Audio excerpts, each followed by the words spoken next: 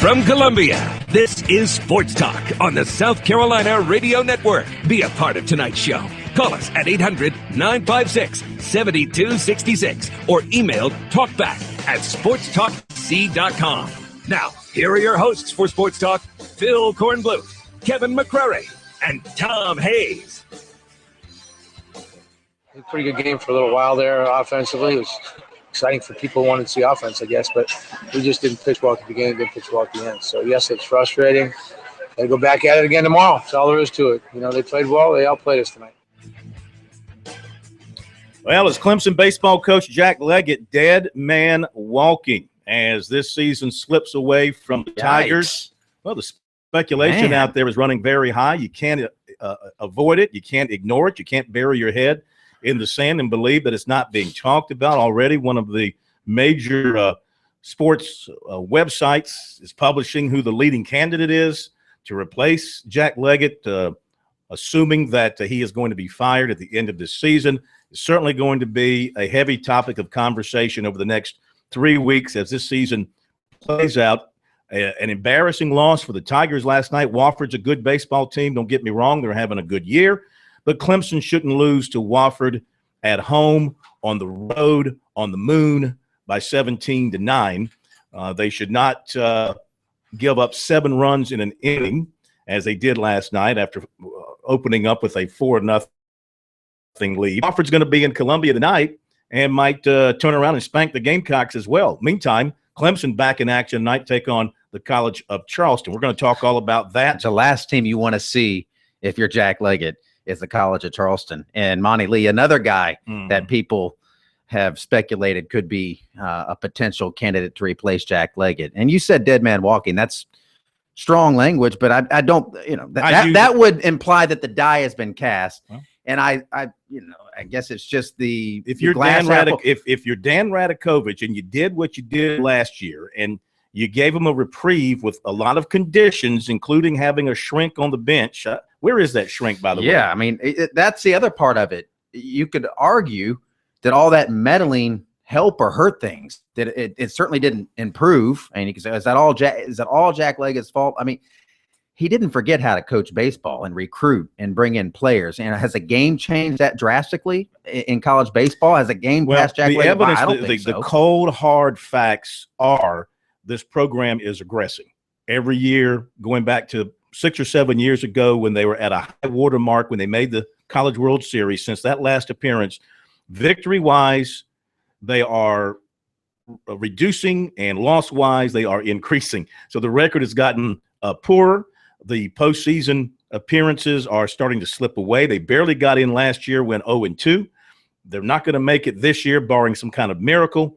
So I think the handwriting may be on the wall. As much as I dislike saying that, I think the handwriting may be on the wall. We're going to talk about that, but got a special guest with us in our studio tonight. We'll get to him after our first break. He is Ron Morris, who is wrapping up an award-winning career at the state newspaper in Columbia on Friday as the columnist for the States, and really one of the lead columnists in our state for many, many years. He is here to talk to us about where he has been and where he is going and some other thoughts. Ron Morris in our studio tonight here on Sports Talk.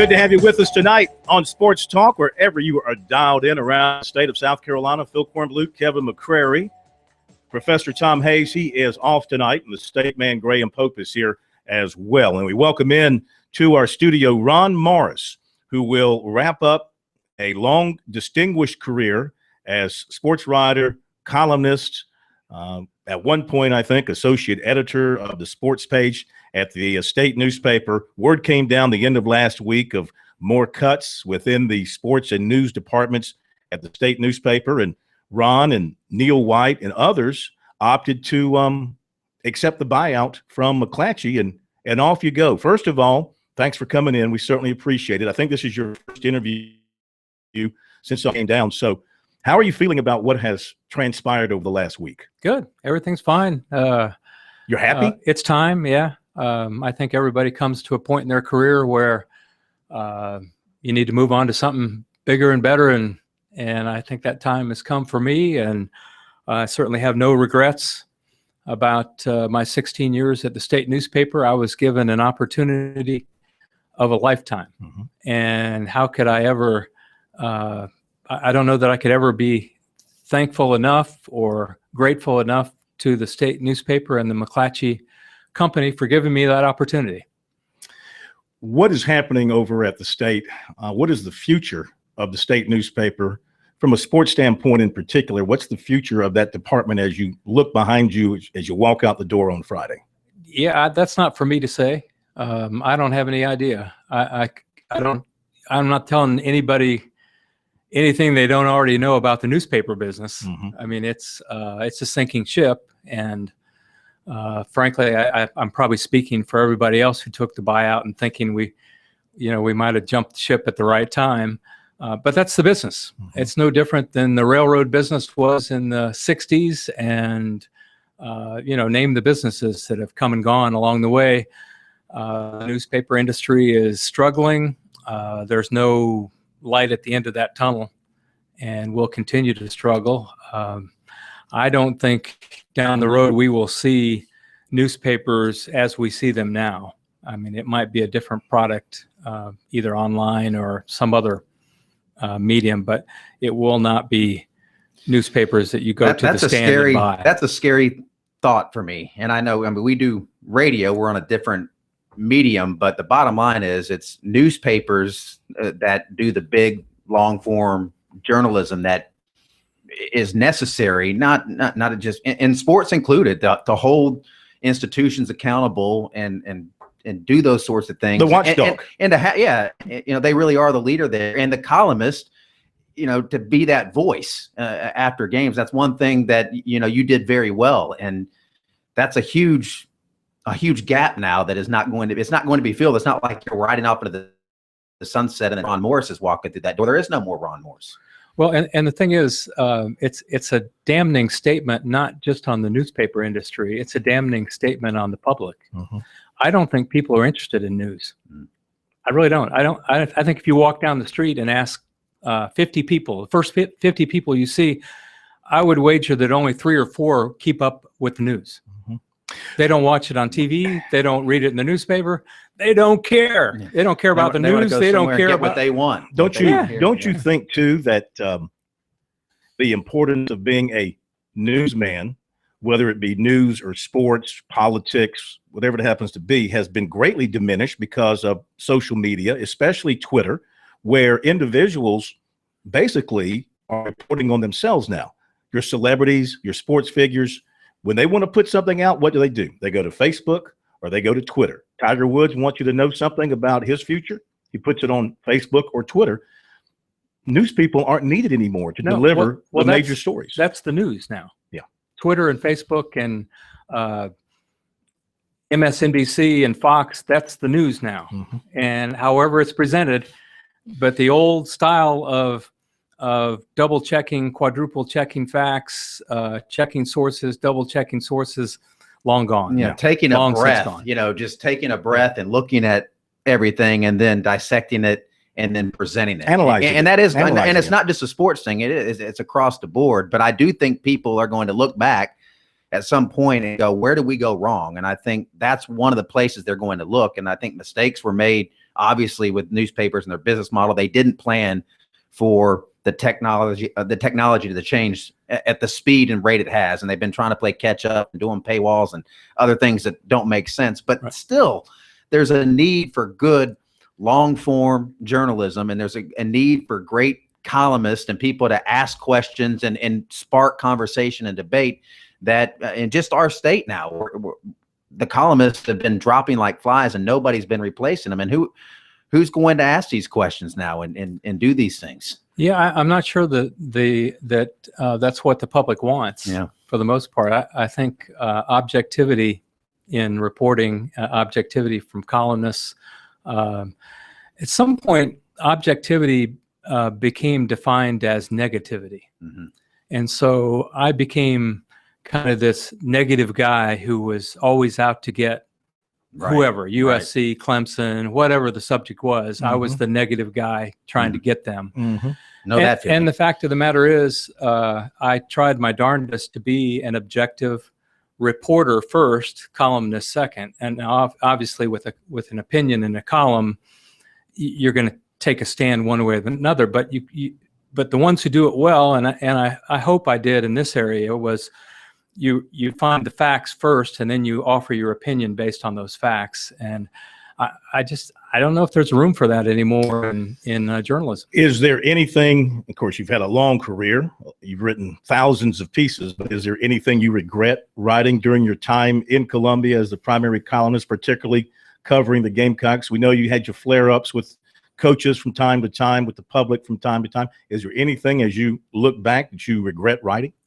I can't think of a single thing that I regret. Now, there are some that I wrote that I didn't think were particularly the highest standard that I wanted, or everybody has an off day, or absolutely, but I can't think of a single thing I regret in what I wrote or in my actions. I tried as much as I could to be the most professional person I could be away from the laptop, and I hope I succeeded in that area. And I think I earned the respect of some listeners might find this hard to believe, but I sense that I got the respect of coaches universally throughout every community, whether it was high school, college, whatever, professional. The newspaper promoted you publicly as that writer with the heavy hand, hard nose, digging, not afraid to write the critical piece, this sort of thing. They had the billboards that said, very simply, Ron Morris, love him, hate him, read him. So they wanted you to be positioned publicly as a controversial writer. Yeah, I don't like the term controversial. I tend to think that the better word is provocative. Okay. Because I try. I don't understand that word. On controversial comes easier to me. Okay, all right. But provoking someone's thought was the idea, and I always tried to find an angle that would provoke people to think about it. Sure. And whether you agreed or not, that didn't matter. I mean, and most of the time people disagreed, and that was fine. But at least I think I tried to spark the thought process to make you think beyond just what was the surface, and look below the surface and think, all right, that either makes sense or doesn't make sense. And that was my attempt. Yeah. Start a conversation and, Sure. a debate. And that's what I think, people don't understand. That's the role of a columnist. And they really didn't. People would call our show and say, why does he have to give his opinion so much? I'm like, well, he's a columnist. He's not a reporter. It's different. People really they don't understand the difference between a columnist and a reporter. All right, hang on. We got to hit a break. We'll come back. More with Ron Morris, who is retiring from the state newspaper. I guess, is that a good word to use? Departing from? I think just leaving the state newspaper. I'm trying to be a little more. He's too young to retire. Emotional. Right. He still has more stuff. You're not dying or anything. You're still going to be around doing stuff. We'll talk about that too coming up here in just a moment on Sports Talk.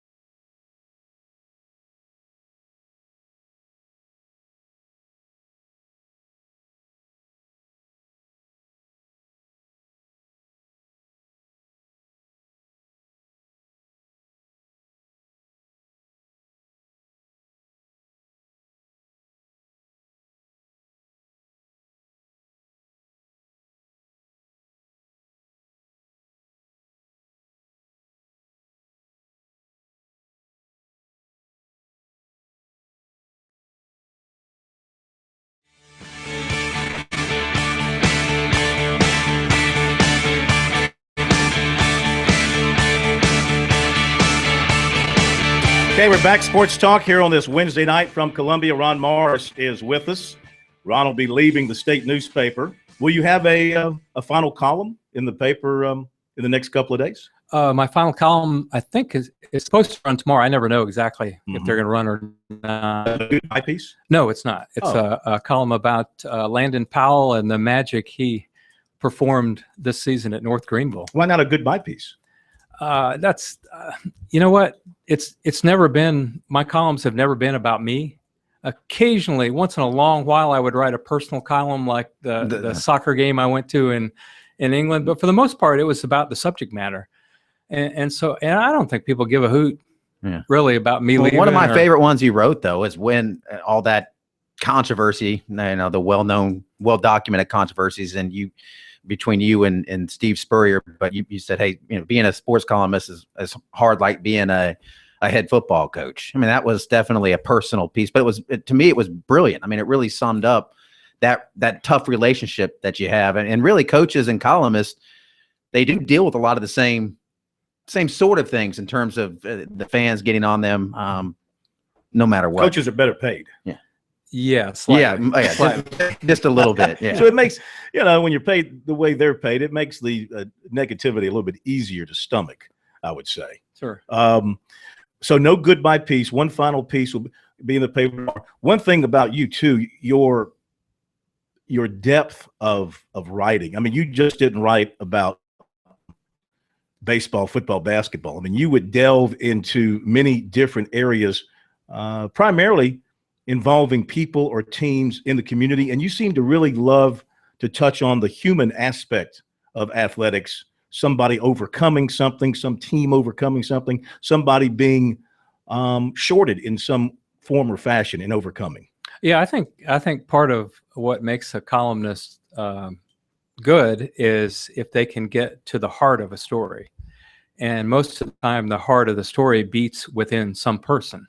And if you can bring out the personality in a story, or the best example is a couple that I really liked working on. Don't necessarily say they were great writing pieces, Sure. but a 3-part series I wrote on John Roach. I was the first reporter that he really allowed to come to Denver and spend some time with, and had just a blast. Another one, Mike Grosso. I don't know if you remember that story. Sure. The USC player who was basically banned from the ACC. Did you enjoy writing the long pieces? Oh yeah, I think those were the ones that were as much fun as any, because they took. It's a whole different skill set from a column. The season I spent with the C.A. Johnson football team, right? And then the story I wrote about the C.A. Johnson basketball team that 25 years ago won the state championship, and what happened to those players since. Those were a lot of fun, and I trust that people enjoyed them. Another one recently was the Fieldhouse Fire story, which was just a blast working on that story. That stuff that's kind of off the grid of the normal everyday job that you're doing as a columnist, and I imagine it energizes you to do something different. Hang on, Ron. We'll come back more with Ron Morris here on Sports Talk in a moment.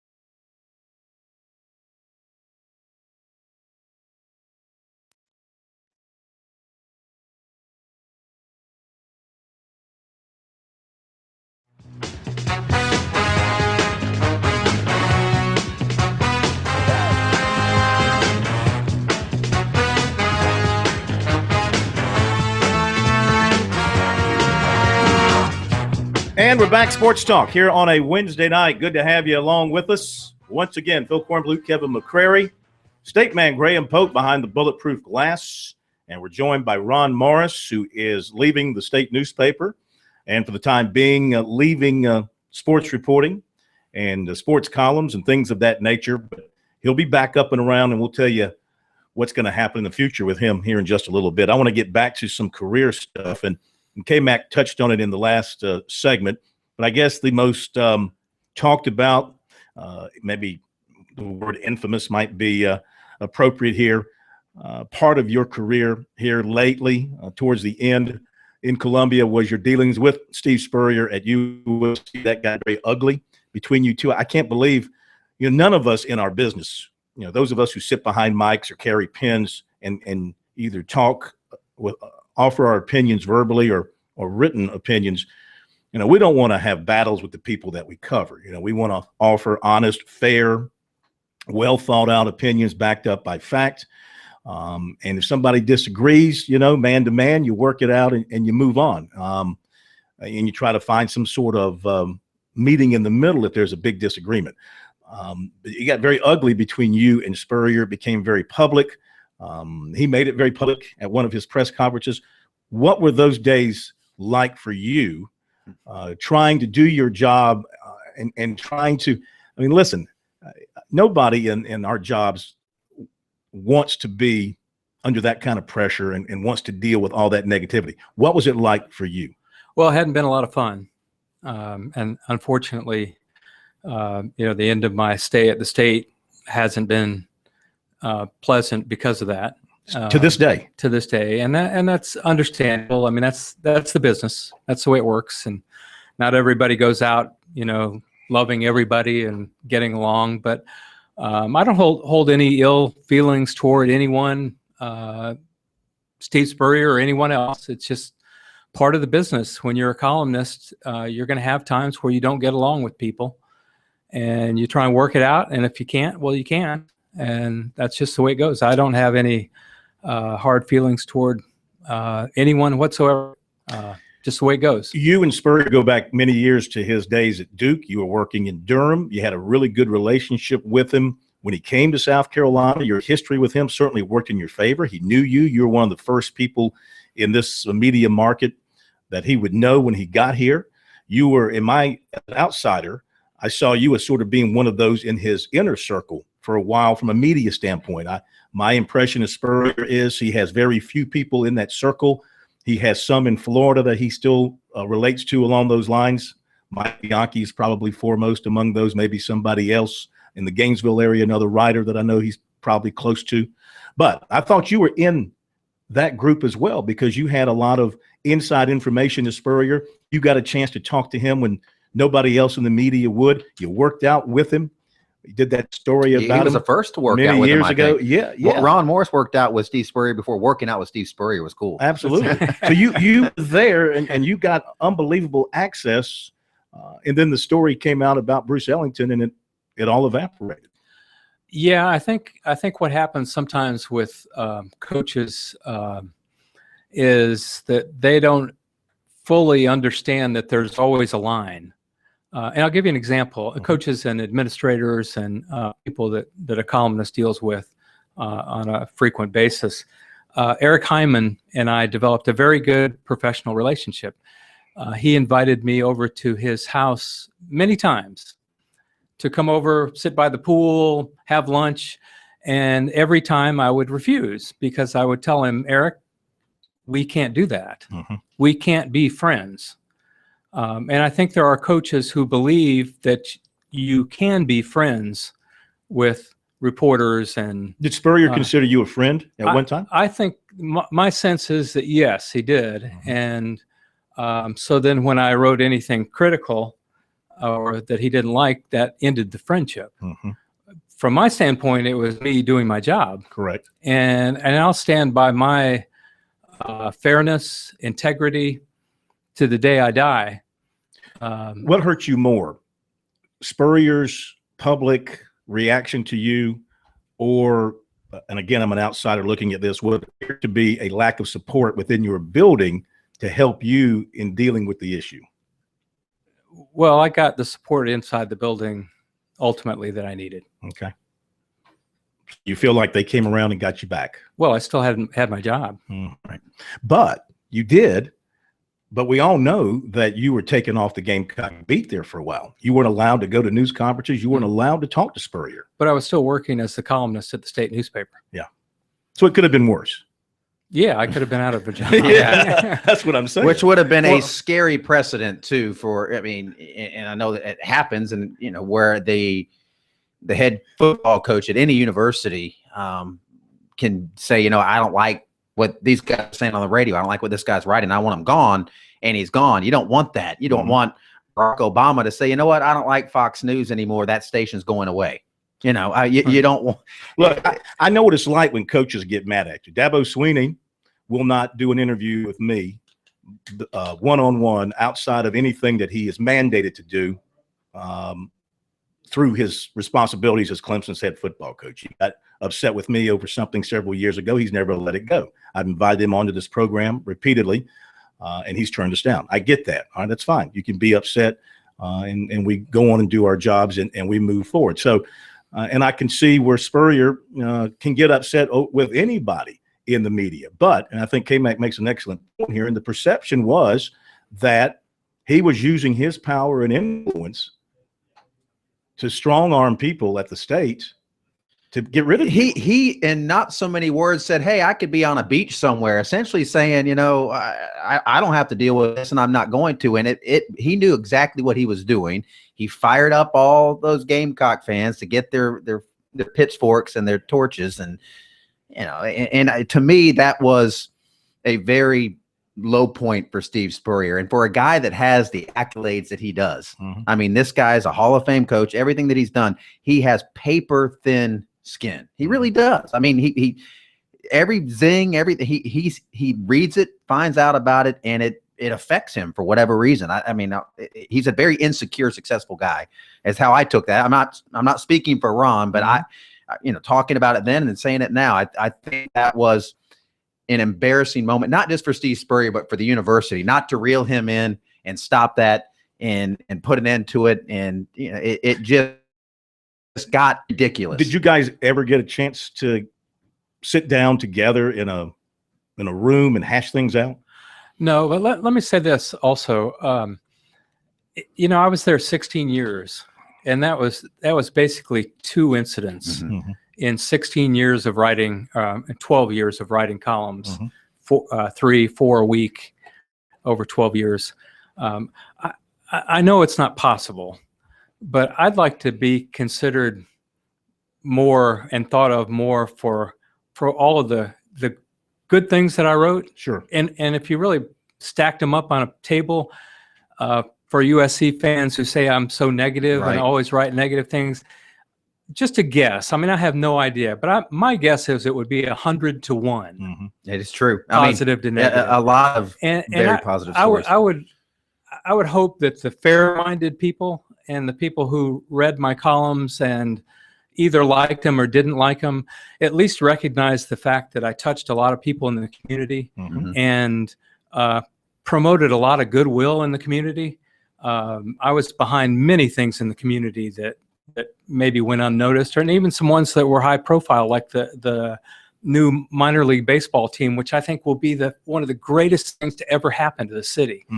And I know it's not possible because that's just not the way the world works. But the dealings with Spurrier were high profile, but they weren't the totality of my work. You don't want to be defined by that. Exactly. Yeah.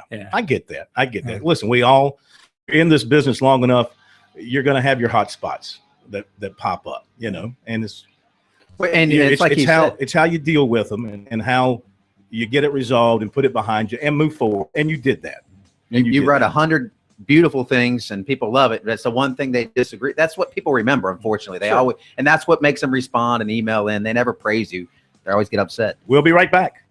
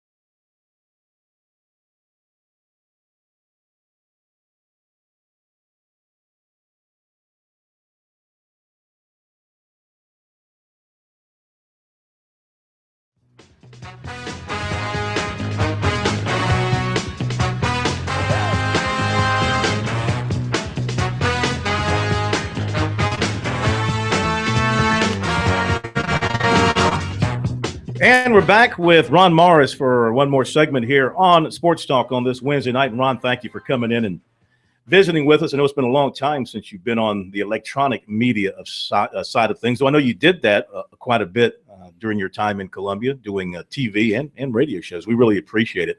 Let's turn our attention to ongoing sports topics in our state. And I guess we touched on it at the outset of the program. College baseball in our state, in particular, the Gamecocks and the Tigers. What do you think has happened with the two programs this year? I think the college baseball landscape has changed dramatically in the last 5 years, and we're seeing it now at USC and Clemson. In what way? The division, the mid-level schools who no longer have to fight unlimited rosters at USC and Clemson. You know, USC and Clemson used to have 50, 60 players on their roster, and now they can only have 35. And the effects from that are just now coming around. It used to be Clemson played Wofford in a midweek game. As soon as Wofford went to the bullpen, the game was over because they did not have the pitching depth.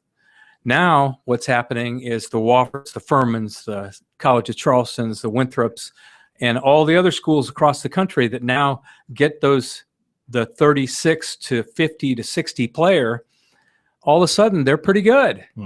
They're pretty good. And you're not going to have teams just dominate USC like USC and Clemson have done for the last, 20 years, winning 40 games every year and making the NCAA tournament. I don't think it's happened anymore. Do you think Jack survives at Clemson? I don't. Unfortunately, I don't. I think Jack's one of the really very best coaches in the history of college baseball. And it's too bad that it's probably going to end this way for him. End badly. And I don't think it's any really, I mean, sure, he's the head coach, it's his doing, but I think really college baseball has caught up to the Clemsons and USCs and LSUs and Texas A&M. They're all losing to these teams. Texas, I mean, Augie Garrido, it's not like they're a juggernaut anymore. And Chad Holbrook, will he get South Carolina back to where they were? Well, I don't think anybody's ever going to get them back to where they were. Well, I mean, no one had ever done that. They had an unprecedented run in the history of college baseball. When I say back to where they were, I'm saying, this is a program that has also gone backwards in his 3 years. I mean, he inherited a team that had gone to 3 straight World Series. Then he gets to a super regional and gets beat. Then he loses in a regional. And now he's looking at the real possibility of missing the tournament altogether. So this would be 3 years of decline. Yeah, and he recruited many of the players that were on those championship teams, sure, and the one that went to the super regional and the regional. So it's not like somebody else is doing all the work. Well, he knows how to recruit. The question is, does he know how to coach? Oh, I don't think. I mean, I know how to coach a game. That's not a matter of that. But coaching and managing a program are a whole different story. He's got a lot more irons in the fire. I like Chad. I think he'll do a good job. Will he ever do it to the satisfaction of USC fans? No. But who would? Yeah. I mean, they could get the best coach in the history of the game in here. He's not going to win 40 games a year and win back-to-back national championships. It's not going to happen. And you have to live with the fact that college baseball has changed. And it's going to become more cyclical for teams to get into the NCAA tournament. It's just going to be that way. And it's going to be that way for everybody. I turned to football real quick before you leave. 2015, is Clemson a CFP team in 2015? I think they're in the hunt. In the hunt. How much in the hunt? I think they're a lot closer than people think. And if there are 2 key games for them this year. If they can beat Florida State and Louisville, we could see them in the playoff. Yeah, and we could see a Heisman Trophy winning quarterback. Watson, if he stays healthy. If he stays healthy, that kid, that's one you see come along. Can you think of another true freshman that had that kind of on and off the field poise that he had? You just don't see it. No, you just don't see it. It's once in a. I mean, I saw it when I was in Tallahassee with Charlie Ward, and you see it with I can't think A true freshman. I mean, there's seniors that don't have that kind of poise. Right. And yeah, they could, if they don't get in this year, it could be the next year or next year. What's his name? Speak. Dabo. Dabo. Dabo's got it going. Well, like him or not, he's got it going. All right, your forecast for the Gamecocks, we've got about 30 seconds. They're going to have to make a dramatic turnaround on defense, and I can't see their offense being as good as it was last year. So are they going to be better? They're going to have to get a lot of breaks. And they didn't get a lot of breaks last year. Todd's going to have to smile on the Gamecocks again, as Steve Spurrier likes but to some say. of those breaks that went against them were self-inflicted. They could have won a couple of those games with a little bit more offense. Hang on. A little more defense, I think. I think the offense wasn't the problem. I'll do recruiting, but let you have the last word in a minute.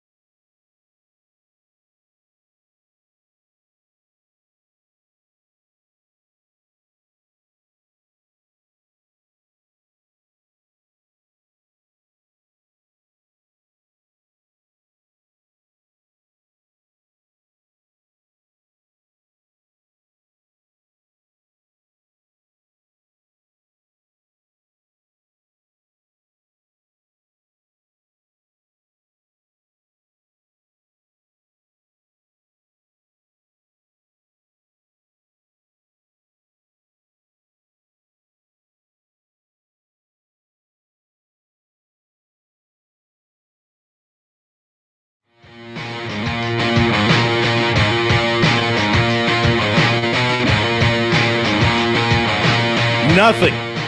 Not Ron Morris, not President Obama, not the Queen of England gets in the way of recruiting here on Sports Talk. You understand that, don't you?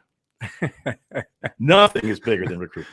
All right, I checked on Denzel Johnson from AC Flora last night, the wide receiver in the 2015 class, May 19th. That's the big day for him. That's when he is expecting to sign with the Tigers because that's the day his grades are going to be posted. He tells us that the GPA and test scores match up appropriately under NCAA guidelines. He'll be on his way. He thinks it's 95% sure, based on where he is right now, that he will get it done. Georgia Southern was by the school Tuesday. Wide receiver coach there told him they have a scholarship for him. He's also hearing from SC State and UMass. USC contacted him about 3 weeks ago, said they still had a gray shirt for him if he qualifies, but he doesn't want to do that. Tight end Jordan Gibberti of Gainesville, Florida, offered last year by USC, and since then the Gamecocks have been at the front of his list. Nothing has changed between Gibberti and the Gamecocks. He talks to Spurrier Jr., and Jr. is supposed to be down in Gainesville to watch him practice this month, and he said he can tell they really want him, and they're definitely one of his top candidates. Army, Georgia Southern, Utah, and Ohio are his other offers at this point.